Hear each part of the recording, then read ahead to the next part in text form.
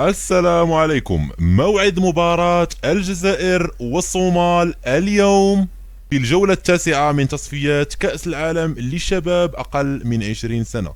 والقنوات الناقلة لهذه المباراة: يحتل الجزائر المركز الأول في مجموعته برصيد 19 نقطة.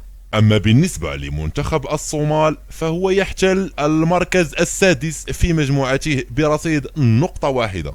وستواجه الجزائر الصومال في الجولة التاسعة من تصفيات كأس العالم للشباب أقل من 20 سنة يوم الخميس 9 أكتوبر 2025 في تمام الساعة 5 مساء بتوقيت المغرب والجزائر وتونس، 7 مساء بتوقيت مصر والسعودية والعراق إن شاء الله. ومن المرتقب نقل هذه المباراة على قناة الجزائرية الأولى. ولا تنسوا دعمنا بزر لايك والاشتراك في القناة لتصلكم جميع الفيديوهات القادمة إن شاء الله.